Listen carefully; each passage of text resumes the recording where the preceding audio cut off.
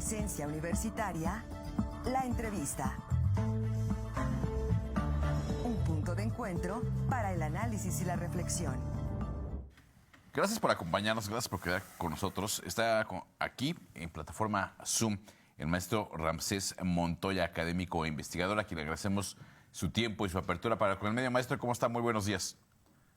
¿Qué tal? Muy amables, Marco, Alfredo, un gusto estar aquí con ustedes en Presencia Universitaria. Muy agradecido con la invitación y muy contento de platicar de temas muy interesantes. Así es, maestro. Me parece que en los últimos años el concepto de inteligencia artificial está presente en muchos aspectos de nuestra vida cotidiana, desde lo más sencillo que podía ser las redes sociales, hasta incluso ya en la realización de trabajos académicos, investigaciones. Incluso hay medios que ya elaboran notas periodísticas con el uso de la inteligencia artificial.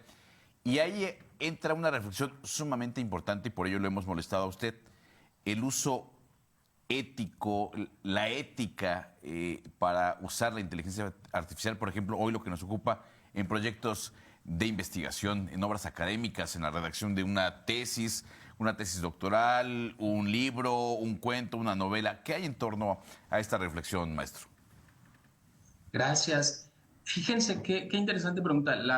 Las tecnologías y la inteligencia artificial ha llegado a terrenos insospechados. En nuestra vida cotidiana, en el ritmo diario de la información, tenemos el uso de la inteligencia artificial, por ejemplo, en redes sociales, en streaming, en aquellas circunstancias que tienen que ver incluso con la elección de nuestra música, que escuchamos todos los días, podcasts, incluso de lo que consumimos como aspectos recreativos o informativos, etcétera. Entonces, la inteligencia artificial también, desde luego, ha llegado a auxiliar a otras áreas del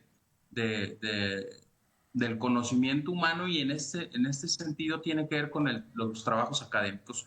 Ejemplo, imaginemos una persona que cursa un posgrado, y esta persona que cursa el posgrado desarrolla su tesis, piensa que eventualmente, cumplido, ya adquirido el grado, quiere transformar esa tesis en algún libro y se auxilia de la inteligencia artificial. Se auxilia, pensemos, por ejemplo, para organizar mejor las ideas, para redactarlas de forma mucho más atractiva, para dirigirla al público específico, para tener un lenguaje quizás más claro, organizado, preciso, puntual, etcétera. Y entonces la gran pregunta aquí es: ¿se podría éticamente hacer uso de la inteligencia artificial? Pensemos ChatGPT o alguna similar, que ayude a generar, digamos, esta obra académica en ese sentido, digamos, como un auxilio, un apoyo. Entonces parece que la reflexión podría ir en dos sentidos, ¿no? En un primer momento podría decir alguien, bueno, quizás sí es adecuado, porque al final del día solo se apoyó en una herramienta tecnológica, y esa herramienta tecnológica no fue la que generó, vamos a llamar, la creatividad o razonamiento humano. Pero por otro lado, alguien también podría decir, bueno, quizás no, porque el mérito también de generar una obra de estas características, pues tiene que ver con la diligencia de la investigación, con la disciplina de la investigación. Entonces, podríamos tener dos preguntas que parecen enfrentadas. Yo, para tratar de acercarnos un poco a esta problemática, partiría por lo menos de los principios que tenemos tanto en la investigación científica como en el uso de la inteligencia artificial, para procurar entender más o menos hacia dónde podríamos encontrar una salida adecuada. Y entonces yo pensaría, hay muchos centros universitarios que han emitido sus respectivos lineamientos, directrices, protocolos o incluso códigos de ética en investigación científica. Yo pensaría por lo menos en algunos principios que tendríamos que tener muy en cuenta. El primero es la honestidad, ¿no?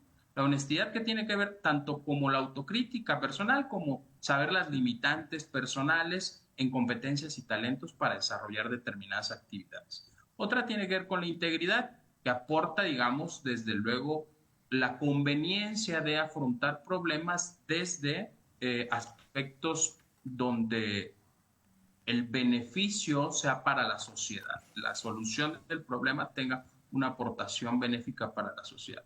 Y otro tiene que ver con la imparcialidad, ¿no? Una actitud y una conducta de desinterés, ¿no? Una conducta que favorezca la deliberación, el análisis, la búsqueda de la verdad, entre otras cosas. Esos pensaría que podrían ser unos canales que tendríamos que tener muy bien. Ahorita entonces, al otro lado, las directrices que hay en el uso de la inteligencia artificial. Igualmente, hay distintos organismos internacionales que ya se han pronunciado sobre algunas directrices en su uso, como la OCDE, como la UNESCO, como la ONU. Digamos, no hay un carácter vinculante en los términos jurídicos, pero sí nos pueden también orientar en algunos de los principios que deben regir. Por ejemplo, está la inclusividad y bienestar. Quiere decir que el uso de la herramienta debe ser precisamente tanto para aumentar la capacidad de las personas en términos de competencias, pero también para tener un beneficio en la innovación, en la producción. También tenemos, este es sumamente importante y lo voy a subrayar, el de la transparencia y explicabilidad. ¿Qué quiere decir? Por un lado, especificar, hacer patente cuando se utiliza, es decir, ser transparente cuando se utiliza esta herramienta y desde luego con eso evitar que haya una suplementación de las capacidades persona-máquina, es decir, que se tenga muy claro el tramo de participación. Por otro lado, tendríamos el de supervisión y decisión humanas, es decir, que siempre el uso de la inteligencia artificial esté supervisada en los tramos de razonamiento por las personas. Con estos principios, entonces, yo dejaría una primera pregunta una respuesta preliminar respecto de si es posible éticamente utilizar la inteligencia artificial en este ejemplo que planteé. Me parece que sí se podría utilizar la inteligencia artificial, lo digo con mucho cuidado y siendo también muy reflexivo en la manera de hacerlo. Creo que habría dos elementos fundamentales. Uno, que la obra de pensamiento que se haya realizado no sea delegativa en creatividad con la inteligencia artificial. Es decir, que la persona sea quien autónomamente realizó la investigación y llevó a los objetivos, descubrimientos, hallazgos que ésta tiene. Y desde luego, entonces, esto trae acompañado que no haya sustitución de razonamiento humano. Teniendo estos dos elementos, me parece que es posible. Ahora, ¿qué tendría que cumplirse del otro lado también? Y esto creo que es la pregunta latente detrás de ello, es que exista transparencia de parte del investigador o investigadora donde señale específicamente a partir de la metodología de la investigación realizada en qué partes y de qué manera utilizó la inteligencia artificial. De esta forma nos permitiría entonces tener claridad de que hay explicabilidad en las aportaciones que hace la persona investigadora y aquello que solo fue auxilio de parte de la herramienta tecnológica. Más o menos iría por allí. Cuéntenme si tienen alguna duda. Tomando en cuenta todos estos puntos que nos señalas, éticos, sobre todo en cuanto a la transparencia, en cuanto a ser honesto con el uso de esta inteligencia artificial, ¿qué beneficios son los que se podrían dar? Yo me imagino, por ejemplo, una investigación que se pueda hacer sumamente rápida, que nos pueda ayudar en las cuestiones más difíciles, como por ejemplo en las citas, en buscar algún tipo de información muy específica. ¿Cuáles son los beneficios que sí se pueden dar para la investigación con la inteligencia artificial? Justo creo que das en el clavo, mi estimado Alfredo. Fíjate, el tema del uso de la inteligencia artificial, entre otros, ya decía yo muy en la generalidad que tiene que traer un beneficio colectivo, pero como todos lo sabemos, tiene que ver en gran medida con la optimización de nuestros tiempos de la vida diaria. En efecto, antes pensar en realizar una investigación, qué sé yo, de posgrado a nivel de especialidad, maestría, uno se programaba para realizarla en un par de años, dependiendo, ¿no? Las posibilidades laborales o académicas que uno tuviese, incluso familiares. Hoy en día, esta herramienta optimiza por demasía los tiempos, ayuda en gran medida a generar, qué sé yo, en menos de un minuto la organización de un texto y uno puede ir retroalimentándose a partir de distintos ejercicios al utilizarla. Entonces, yo pensaría en un primer momento que es la optimización del tiempo, y esto repercute, desde luego, y también es una preocupación genuina en las sociedades contemporáneas, en la calidad de vida de las personas, ¿no? Es decir, el investigador o investigadora que puede ahora dedicar un poco más de tiempo quizás a aspectos que no sean estrictamente académicos, laborales o de disciplinas de pensamiento, pues también son valorados, digamos, para la salud, para el bienestar, etcétera, de las personas. Entonces, eso por un lado sería importantísimo.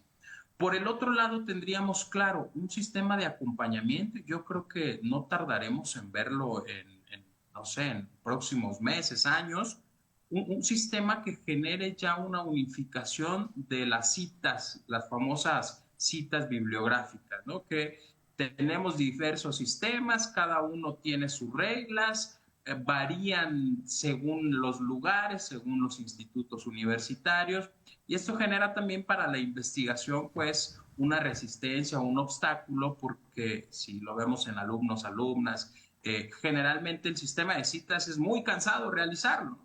Entonces, esto también desincentiva la investigación. Entonces, seguramente en el futuro hayan algunas herramientas que se dediquen específicamente a desarrollar el proceso de citación. Insisto, el uso de esto implicaría que ya la persona investigadora ha generado propiamente el razonamiento y solamente ha incorporado la información que va a ser citada en la obra. De manera que me parece que podría utilizarse válidamente, y este sería, lo dejo allí para investigadores de la universidad, este sería, digamos, un gran aporte, digamos, a la vida universitaria, es decir, patentar una herramienta tecnológica que nos permita citar en automático sería fantástico. La cita de un libro, cuando uno lo va generando, puede llegar a tardarse uno, qué sé yo, meses, un mes, 2 meses, dependiendo de la extensión del libro. Poder pensar en que salga eso hecho en 2, 3 días es maravilloso, ¿no? Maestro, lamentablemente el tiempo se nos está terminando. Es una charla que es muy interesante y ojalá podamos seguir ahondando más en un futuro pronto. ¿Alguna breve reflexión a manera de cierre en esta charla, maestro, por favor? Claro que sí, Marco, muchas gracias. Yo pensaría quizás en dejar dos conclusiones simplemente. Uno, tener la conciencia de que las herramientas tecnológicas sirven precisamente para la cooperación social y tiene uno que aterrizarlas en ese sentido.